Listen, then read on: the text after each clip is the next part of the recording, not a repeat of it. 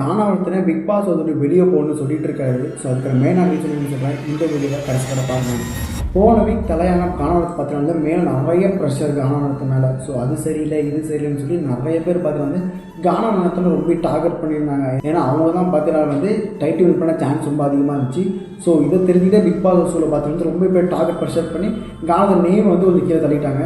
So இது பார்த்தான்னு சொல்லி விஜய் சேது பேசுறதுக்கு என்னென்னா தனி காண்டுன்னே தெரில காணாமத்து மேலே. ஸோ பர்சனலாக பார்த்தீங்கன்னா போட்டு தாக்கிட்டாரு வீக்கெண்டில். ஸோ இதனால் காணாமத்துன்னு பார்த்தீங்கன்னா ரொம்ப டிமோட்டிவ் ஆகி ஃபைனலாக சொல்கிற நிலைமைக்கு போயிட்டாரு. என்னை ப்ளீஸ் பிக் பாஸ் வந்து வெளியே அனுப்பிடுங்க, என்னால் முடியலை அப்படின்னு சொல்கிற அளவுக்கு காணாமத்துன்னு போயிட்டாரு. ஸோ இதுக்கெல்லாம் காரணம் யாருன்னு பார்த்தீங்கன்னா வந்து நம்ம வந்து பிக் பாஸ் ஹவுஸ் சொல்லவும் விஜய் சார் மட்டும்தான்.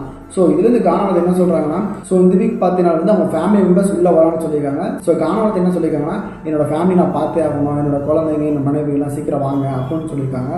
ஸோ சீக்கிரமாகவே காணாமத்தனம் ஃபேமிலி உள்ளே வந்தாங்கன்னா கண்டிப்பாக காணாமத்தனுக்கு ஒரு திருப்பு முனையாக இருக்கும். கண்டிப்பாக அவர் டைட்டில் வின் பண்ணால் திரும்பி வந்து ஃபுல் ஃபோக்கஸாக இருப்பார். காணாமத்தனை உங்களுக்கு பிடிக்குன்னா மறக்காமல் கமெண்ட்டில் நெருப்பு சிம்பிள் விடுங்க, தெரிஞ்சுக்கலாம். அண்ட் இதை மாதிரி அப்டேட்டுக்கு நம்ம சேனலை சப்ஸ்கிரைப் பண்ணிக்கோங்க.